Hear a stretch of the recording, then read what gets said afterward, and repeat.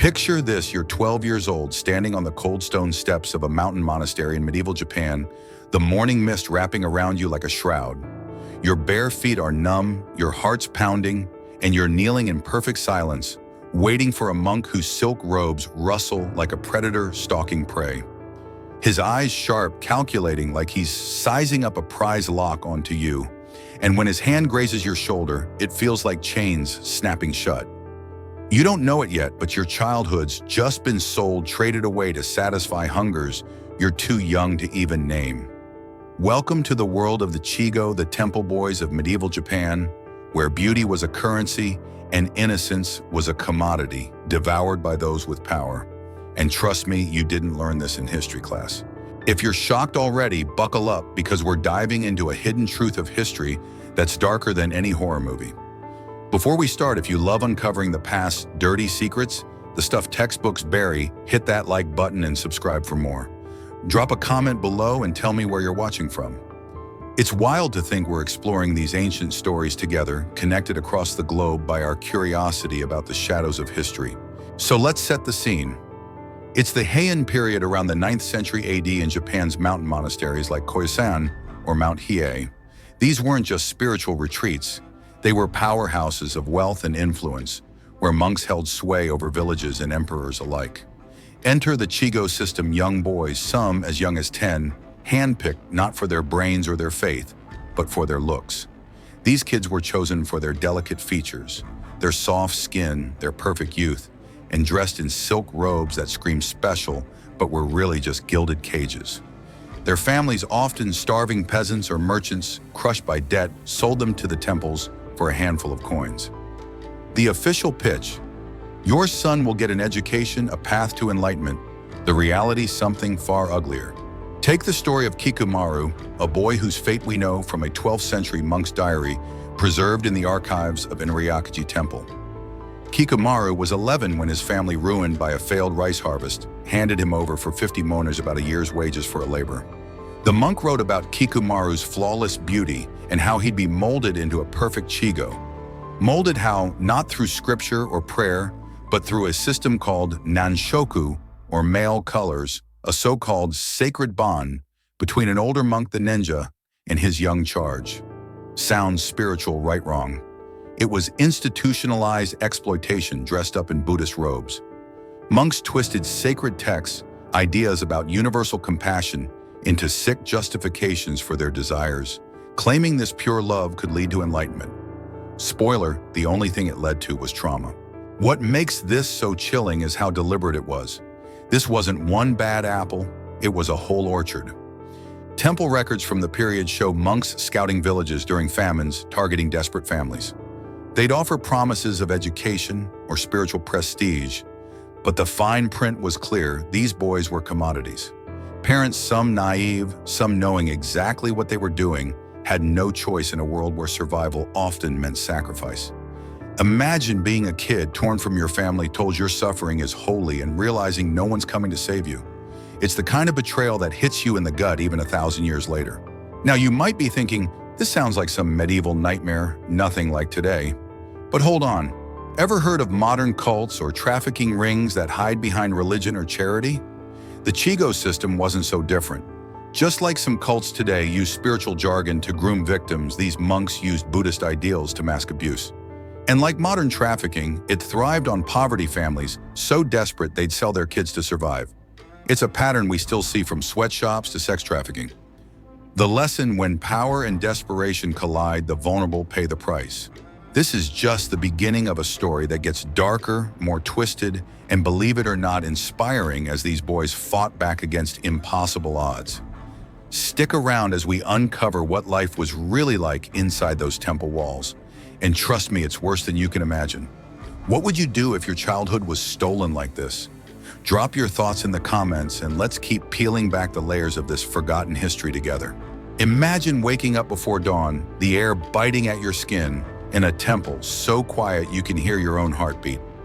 You're a 12-year-old chigo, a temple boy in medieval Japan, and your day's about to begin, not with prayers or play, but with a performance of submission so perfect, it's practically an art form. Your silk robes shimmering like something out of a fairy tale mark, you as special, but they're really just a costume for a role you never chose. By the time the temple bells ring, you've already bathed an older monk, laid out his robes, and served his breakfast, all while moving with the grace of a dancer and the silence of a ghost. One wrong step, one misplaced glance, and you're facing punishments that make your stomach churn just thinking about them. This is the daily grind of a chigo, where every moment is a lesson in obedience and freedom is a word you're not allowed to dream. Buckle up, because this is way worse than any history class ever dared to tell you. If you're already horrified, stick with me. This story's dark, but it's one you need to hear. If you're loving these deep dives into history's hidden horrors, smash that like button and subscribe for more. Drop a comment and let me know. Could you survive a single day in a chigo's shoes? I'm reading every single one of your responses, and it's incredible to connect over these stories from across the world. So let's step inside the temple walls, say, Enryakuji, on Mount Hiei around the 10th century AD. Your day as a chigo starts at 4 a.m. when the world's still cloaked in darkness. You're up shivering to prepare your ninja's bath. Your spiritual guide, an older monk whose every whim is your command. You heat the water just right, because too cold or too hot could mean a lashing. Then it's laying out his robes, folding them with precision that had put a military drill sergeant to shame. Breakfast comes next. You serve rice porridge and pickled vegetables. Kneeling as you present the tray, eyes down, never meeting his gaze. By mid-morning, you're in the prayer hall, but not to pray. You're fetching incense, polishing altars, or standing statue still during ceremonies, a living decoration in your vibrant robes. Every move is choreographed, every word rehearsed, because the monks are watching, always watching, ready to correct any slip with a bamboo switch or worse. The worst part, it's not just the physical tasks, it's the mind games. The monks didn't just want your body, they wanted your soul. They'd weave this twisted philosophy, claiming your submission was a path to enlightenment. Temple records from Enryakuji, preserved like grim trophies, describe how chigo were taught to see their suffering as sacred. One record chillingly notes a boy named Taro, punished for speaking out of turn 3 days, without food, locked in a storage room, until he learned gratitude for his master's guidance. Gratitude for what? For being groomed into compliance.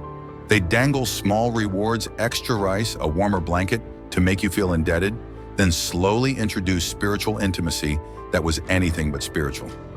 It's the kind of manipulation that'd make your skin crawl, because it's not so different from how modern abusers operate, whether in cults or toxic workplaces, breaking you down until you believe you deserve it.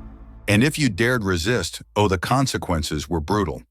Temple punishment logs hidden away in dusty archives read like horror stories. One entry from the 11th century describes a 13-year-old chigo who refused his ninja's advances. He was beaten with bamboo until he couldn't walk, then starved for a week to cleanse his defiance. Another boy caught trying to run away had his face scarred with a hot iron, a permanent mark to warn others. These weren't random acts of cruelty. They were calculated, designed to crush any spark of rebellion. The monks created a world where resistance felt futile, where you'd start to believe your pain was your fault. It's like those horror stories you hear about modern-day trafficking victims told they're lucky to have a roof over their heads while they're exploited. Now you might think, surely someone noticed, right? Someone had to care. But here's the gut punch: the temples were untouchable. They were rich, powerful, and cloaked in spiritual authority. To the outside world, chigo were holy attendants, not victims. The ceremonies, showcasing their beauty, elaborate festivals with music and pageantry, were public spectacles, masking the truth behind a veneer of reverence. It's like seeing a polished Instagram post, hiding a nightmare behind the scenes. The lesson here: power can dress up the ugliest truths in pretty lies, whether it's a medieval temple or a modern institution, sweeping abuse under the rug. This daily grind wasn't just exhausting, it was soul-crushing. These boys, some barely old enough to tie their own robes, were trapped in a system that turned their innocence into a commodity.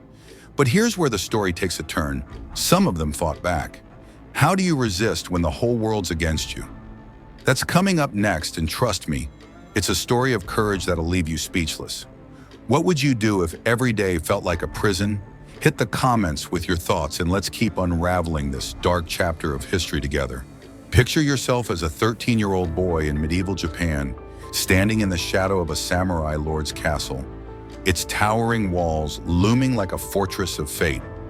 Your parents just handed you over not for honor or glory, but for a sack of rice and a promise of protection.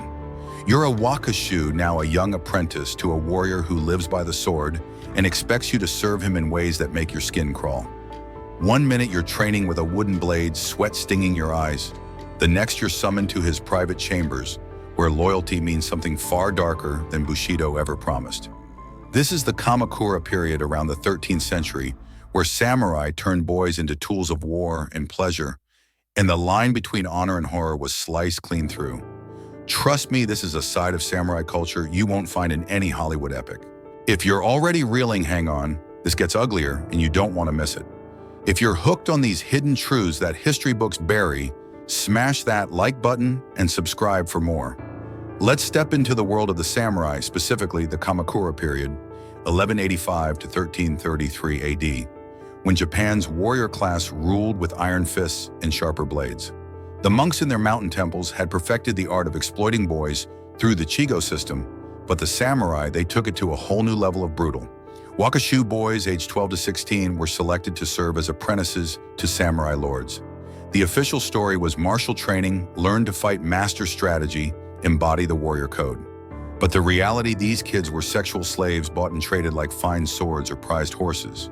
Historical records like a 1267 letter from samurai lord Minamoto Yoshitsune show the cold calculus he traded 2 wakashu to another lord for a warhorse, describing them as well-trained in submission and skilled in the art of pleasure. That's not a job description. It's a transaction receipt for human lives. The selection process was ruthless. Samurai scouted boys from struggling families, samurai clans fallen on hard times, merchants desperate for connections, or farmers crushed by taxes. These kids weren't chosen for talent. They were picked for their looks, their youth, their ability to be molded. Once inside the castle walls, their lives became a twisted blend of combat and compliance. By day, they'd train in archery or swordplay, their bodies bruised from sparring with men twice their size. By night, they'd be called to their lord's chambers, where loyalty meant submitting to desires cloaked in the language of honor. The Hogan Monogatari, a famous military chronicle, hints at this double life, describing young warriors who served their lords in battle and in private chambers. The words are vague, but the meaning's crystal clear. These boys were expected to fight, to please, no questions asked. Take Taira Shigemori, a wakashu, whose secret diary found centuries later in a samurai residence, lays bare the nightmare. At 14, Shigemori wrote of being forced to prove his loyalty through degrading acts, competing with other wakashu for his lord's approval and suppressing every instinct to scream or run. His entries describe nights where he'd lie awake replaying the day's humiliations, wondering if death in battle might be easier. The samurai didn't hide their exploitation, they formalized it. Brotherhood contracts signed in front of witnesses and blessed by Shinto priests spelled out the wakashu's duties: serve in body and spirit, obey without question or face penalties, like ritual scarring or execution. The Goseibai Shikimoku, the samurai legal code, treated resistance like desertion, punishable by death. It's like signing a contract that chains you to your abuser, with the whole system cheering it on. You might be thinking, this sounds like something out of a dystopian novel. Surely it's not like anything today. But think again. Ever heard of military hazing scandals or power abuses in elite institutions? The samurai's wakashu system wasn't far off from modern cases where authority figures exploit the vulnerable under the guise of mentorship or discipline. Think of coaches or drill sergeants who cross lines using their rank to silence victims. The samurai glorified violence, and that culture bled into how they treated these boys, turning abuse into a badge of loyalty. It's the kind of power dynamic we still see in places where hierarchy rules unchecked, from boot camps to boardrooms. The real kicker: this wasn't just a private shame, it was a public spectacle.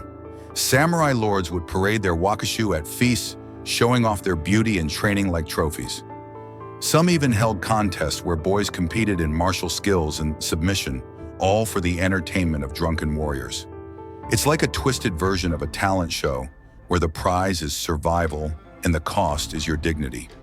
The lesson here is brutal but clear: when power is absolute, it distorts everything: honor, loyalty, even human worth. The samurai code of Bushido, so romanticized in movies, had a dark underbelly that chewed up kids like Shigemori and spit them out broken. But here's where the story shifts. These boys weren't just victims. Some found ways to fight back, to carve out scraps of agency, in a world rigged against them. How do you resist when your life's owned by a warrior with a sword? That's coming up next, and it's a tale of defiance that'll make your jaw drop. What would you do if you were trapped in a castle, forced to serve a warlord's every whim? Hit the comments with your thoughts and let's keep digging into this grim chapter of history together. You're a 14-year-old boy in Edo, Japan's bustling capital in the 17th century, standing in a candlelit alley where the air's thick with incense and desperation. You've just been sold by your starving family, marched into a place called Yoshiwara, the so-called floating world of pleasure. But there's no pleasure here for you. You're a kagema, now a male prostitute, dressed in silks that cling to your skin, like a lie displayed in a tea house where men with coin leer like wolves. Your job to smile, to seduce, to survive, because one wrong move could mean a beating, or worse, being tossed out to die in the streets. This is the Edo period, where beauty was a business and boys like you were just another item on the menu. You won't find this in any romanticized samurai flick, so buckle up, it's about to get grim. Let's dive into Edo, the 1600s to 1800s, where Japan's cities like Tokyo, Osaka, and Kyoto were exploding with wealth and vice. The temples had their chigo, the samurai had their wakashu, but in the urban jungle of the Edo period, male concubinage went full-on commercial with the kagema, literally shadow actors, boys and young men who lived in the twilight between performance and exploitation. Yoshiwara, Edo's infamous pleasure district, wasn't just about geishas and courtesans. It housed thousands of kagema serving everyone from samurai to merchants, to yes, even monks who'd slipped their vows. The government didn't just turn a blind eye, they licensed it, taxed it, and profited from it, turning human suffering into a line item on their balance sheet. How did boys end up here? Picture Zegan, these predatory scouts, prowling rural villages during famines or tax season. They'd target families on the edge, peasants who'd lost crops, merchants buried in debt, and offer cash for their sons, promising apprenticeships in the entertainment trade.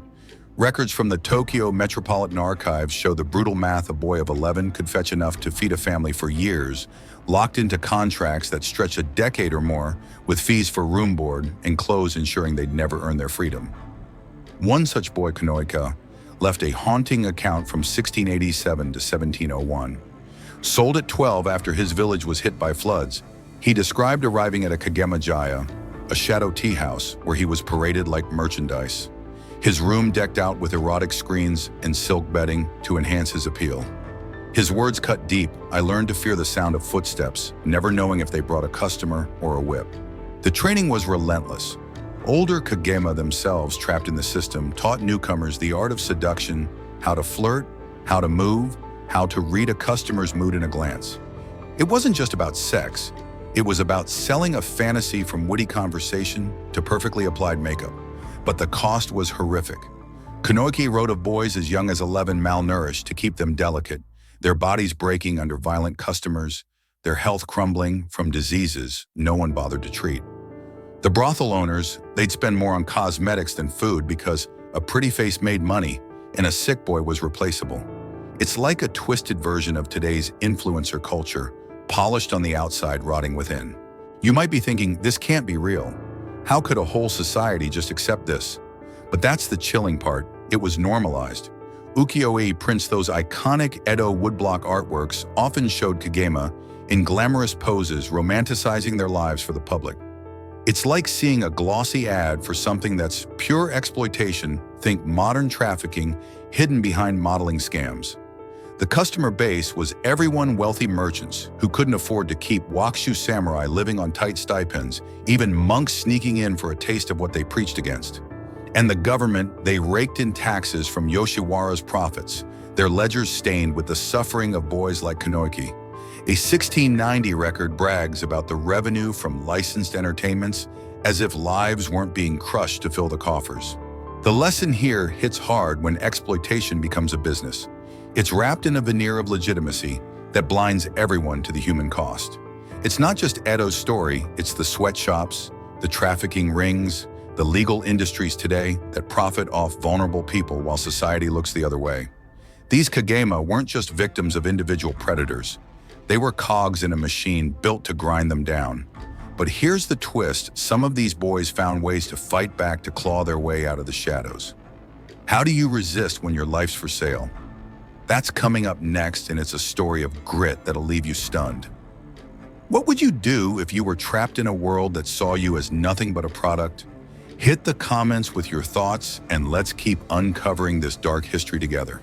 1156 AD, and you're Yoshimaru, a chigo, in the massive Todaiji Monastery in Nara, Japan. You've spent years serving monks who treat you like property, but tonight, under a loose floorboard, you found something: explosive proof that your suffering isn't random, but a cold, calculated system. These letters talk about boys like you as if you're livestock traded for coins, broken for pleasure. Your heart's racing, not just with fear, but with a spark of something dangerous: hope. This is the moment Yoshimaru decides to fight back, whispering defiance in a world that demands silence. Buckle up, because this story of courage is about to blow your mind, and it's nothing like the history you were taught. Let's set the scene at Todaiji, one of Japan's grandest temples, its towering Buddha statue hiding a grim reality. Yoshimaru, like every chigo, was trapped in a system where monks wielded absolute power, their spiritual guidance a cover for exploitation. But one winter night, while cleaning the scripture storage room, he stumbled on a cache of letters, correspondence between monks written in elegant calligraphy but dripping with cruelty. One letter, dated 1155, described a boy from Yamashina village, 12 years, fair-complexioned family, desperate after the rice harvest failed. Father agrees to terms: 50 mun, now 50 when delivered. Another outlined the breaking-in process: small kindnesses to build dependence, then gradual physical requirements framed as spiritual lessons. These weren't just notes, they were a blueprint for abuse, exposing the lie of the sacred bond Yoshimaru had been taught to cherish. That discovery lit a fire in Yoshimaru. He couldn't unsee the truth. His pain, and that of every boy in the temple, was planned, systematic, deliberate. But what could a kid do against a fortress of monks? He started small, testing the waters with a boy named Kenjiro, whose ninja had recently died, leaving him burning with quiet rage. When Yoshimaru shared the letter's secrets, Kenjiro's response was instant: "Tell me what we must do." Together, they built a secret network of 6 boys ages 11 to 15, each vetted with agonizing care to avoid betrayal. They communicated in whispers, using coded gestures during chores, maybe a dropped cloth or a glance during prayers to pass messages. Their first acts of defiance were tiny but electric, slipping bitter herbs into the monks' tea-mixing sand into their ink, small sabotages that made the oppressors uneasy without tipping them off. For boys who'd been taught they were nothing, these acts were like stealing back pieces of their souls. The plan grew bolder: a mass escape during the autumn moon festival, when the monks would be distracted by ceremonial wine and rituals. Yoshimaru's network connected with the Mukokai, a secret group of former chigo-turned-merchants who promised safe houses and forged travel papers. 15 boys were ready to slip away under cover of night, a rebellion that could shake the temple's foundations. But here's the gut-wrench: 2 days before the escape, a 13-year-old named Tadamichi, broken by fear or twisted loyalty, betrayed them. The monks descended like vultures. Yoshimaru was dragged to the main hall, hands bound, gagged, as the head abbot, a man whose gentle public face hid a sadist's heart, orchestrated a punishment meant to crush hope. Yoshimaru's fingers were smashed with wooden mallets, a deliberate mutilation to mark him as a rebel who'd never write or fight again. The other boys faced scars, starvation, and public humiliation, forced to beg forgiveness before the temple community. This wasn't just punishment, it was theater designed to terrify every jigo into submission. But even in defeat, Yoshimaru's rebellion planted seeds. Word of his defiance spread whispering through temple corridors, inspiring others to dream of resistance. You might think, this sounds like a movie, nothing like today. But think again. Ever heard of whistleblowers exposing abuse in schools, or churches risking everything to tell the truth? Yoshimaru's story is like that: a kid taking on a system with nothing but courage. It's like the Underground Railroad in America, where enslaved people built secret networks against impossible odds. The lesson: even the smallest acts of defiance can ripple, shaking systems that seem unbreakable. The monks thought they'd crushed Yoshimaru's spark, but they were wrong. The whispers of rebellion kept growing, and others took up the fight in ways that'd make your jaw drop. How do you keep resisting when the world's against you? That's next, and it's a story that'll hit you hard. What would you risk to fight an unjust system, your safety, your future? Drop your thoughts in the comments and let's keep unraveling this epic tale of courage together. The 12th century and you're Jiro, a chigo, at Kumano Hongo Taisha, a sacred shrine in Japan's Kii Peninsula. For 3 years you've endured the monks' brutality, their hands like vipers in the dark. But tonight you're holding a vial of death-cap mushroom extract, its bitter scent promising vengeance. You've got a plan not to escape but to kill. Your target, Brother Nikken, a monk whose cruelty makes the devil look tame. This isn't just rebellion, it's a deadly gambit, and one wrong move could end you. Welcome to a story of courage and sacrifice that'll hit you like a blade to the chest, and trust me, it's nothing like the sanitized history you've read. If your heart's pounding at the thought of a kid taking on a monster, hold tight. This tale's a roller coaster. If you're gripped by these raw, untold stories of defiance, smash that like button and subscribe for more. Drop a comment, would you risk everything to strike back at an oppressor, even if it meant blood? I'm reading everyone, and it's unreal how we're piecing together this history from all over the world. Let's dive into Kumano Hongo Taisha, a sprawling temple complex where pilgrims pray but boys like Jiro suffer. Unlike Yoshimaru, who tried to outsmart the system with secret networks, Jiro's done with whispers. He's seen too much boys crippled by Nikken's discipline, their screams echoing through the temple's halls. Nikken was infamous even among monks for his sadistic punishments. One boy, barely 12, lost an eye to his bamboo whip for dropping a tray. Jiro, sold to the temple at 11 after his village was ravaged by bandits, had survived 3 years of Nikken's torment. His breaking point came when he overheard Nikken boast about breaking a new chigo, laughing like it was a game. Jiro decided this man had to die. The plan was audacious, straight out of a thriller. Jiro learned about death-cap mushrooms from a former chigo who'd escaped and slipped back to share secrets. These fungi, common in the temple's forests, could kill silently, mimicking a stomach ailment. Jiro recruited a small crew, 4 boys, each hardened by their own scars. They spent months preparing gathering mushrooms during sanctioned forest trips, distilling the poison in stolen moments, training one boy to swap Nikken's morning teacup without a flicker of suspicion. The execution was flawless. One spring morning, Nikken drank his tea oblivious to the poison. By nightfall, he was writhing dead. Within days, his death chalked up to illness. No one suspected the boys, but the temple's air shifted. Monks grew paranoid, testing their food, eyeing their chigo with suspicion. The victory was sweet but bitter. Jiro's gambit worked. The monks' fear made them hesitate, their cruelty dialed back for a time. But it came at a cost. The temple tightened its grip, adding guards, searching quarters, making life even harsher for the boys. Jiro faced a gut-wrenching question: had his act of vengeance helped or hurt the very kids he wanted to protect? Some of his crew argued for more poisonings, believing fear was their only weapon. Others, haunted by the crackdowns, begged him to stop fearing worse retribution. It's a moral tightrope that'd make anyone's head spin, and Jiro, just a teenager, had to walk it alone. You might think this is medieval madness, nothing like today.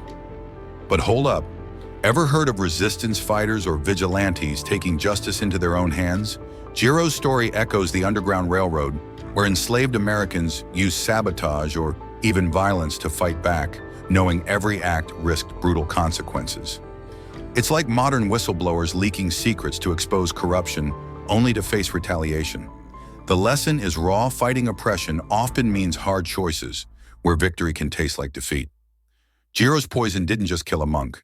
It showed the system wasn't invincible, but it also showed how resistance could backfire on the vulnerable.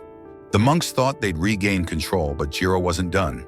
His next move would trade blades for words, aiming not just to wound, but to dismantle. How do you fight a system that's already crushing you, that's coming up, and it's a story that'll leave you speechless? Would you take a stand knowing it could hurt those you're trying to save? Drop your thoughts in the comments, and let's keep digging into this epic fight against the odds. 1188 AD at Kumano Hongo Taisha, and you've traded poison for a brush, writing down every horror you and other chigo have endured: beatings, betrayals, lives stolen. Each word feels like a dagger, but this time you're aiming for the heart of the system itself. You're building a dossier, a ticking time bomb of truth, knowing that if the monks catch you, it's not just your life on the line, it's every boy you're fighting for. This is the moment words become weapons, and Jiro's about to spark a reckoning that echoes through history. Let's rewind to Kumano Hongo Taisha, a temple steeped in sacred rituals but rotten with secrets. Jiro's poison plot took out Brother Nikken, but the victory was fleeting. Monks clamped down harder, their paranoia, making life a prison for every chigo. Jiro, wrestling with the guilt of tightening the noose on his fellow boys, realized violence wasn't enough. He needed to expose the system, not just its worst players. Inspired by whispers of Yoshimaru's earlier rebellion at Todaiji, Jiro turned to a new weapon documentation. He began collecting testimonies, scribbling them on stolen scraps of paper, boys' accounts of beating, starvation, and worse, each story, a shard of truth that could cut through the temple's lies. The process was a nightmare.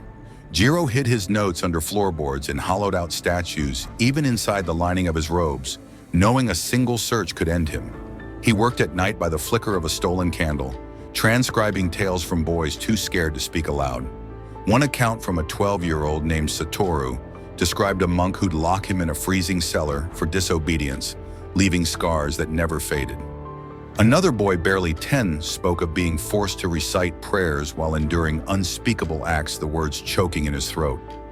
Jiro's dossier grew page by page, a catalog of horrors that painted the temple not as a holy sanctuary, but as a machine of exploitation.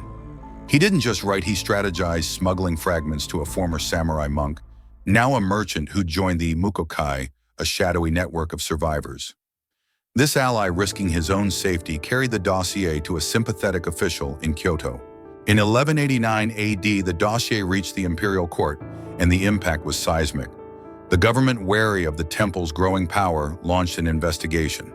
Court records from the period preserved in Kyoto's archives describe officials interrogating monks, their faces pale as they read the boys' testimonies.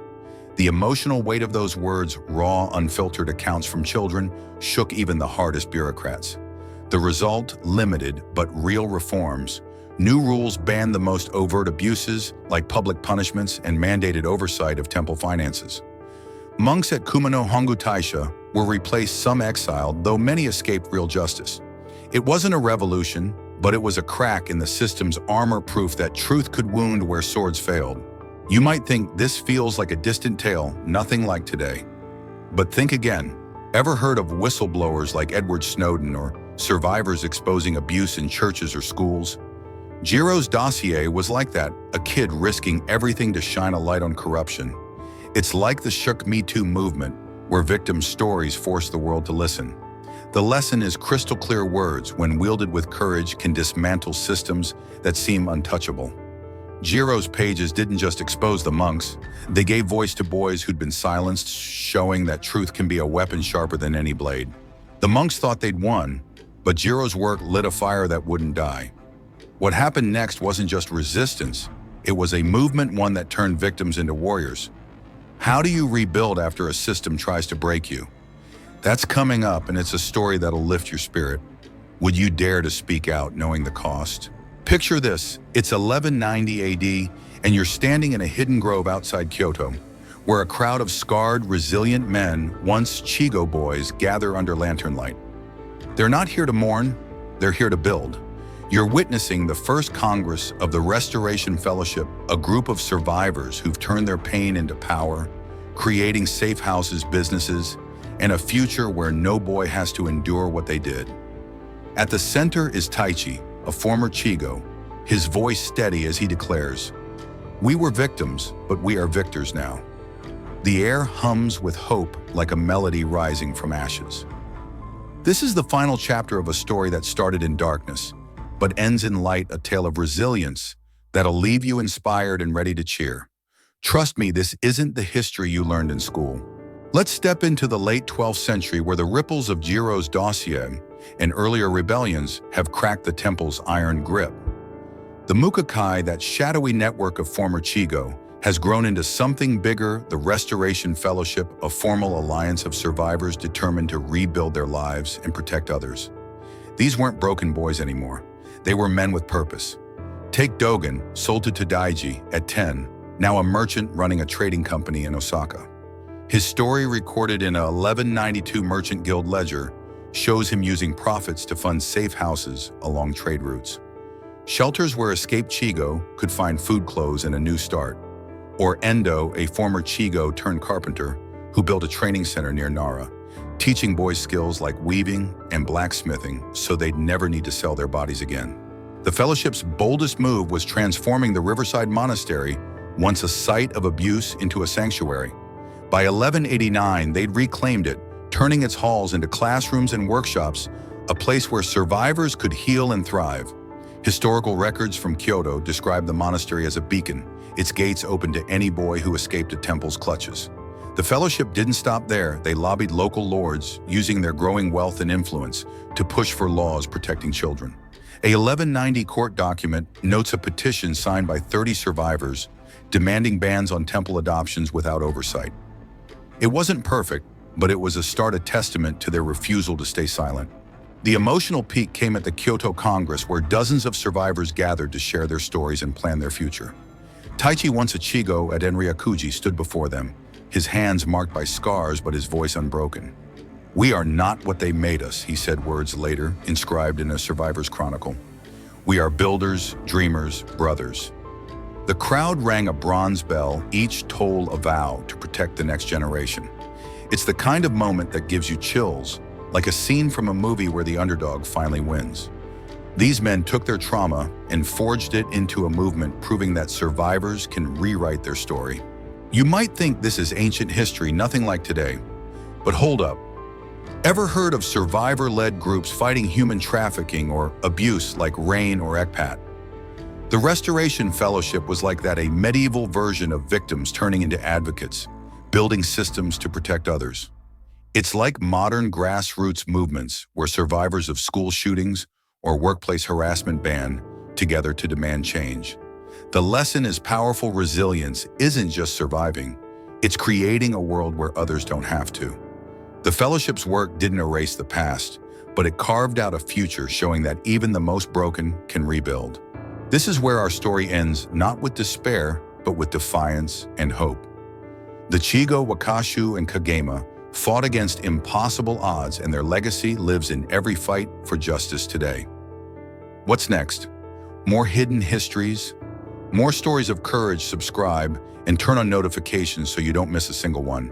How would you turn pain into purpose? Drop your thoughts in the comments, and let's keep celebrating the unbreakable human spirit together.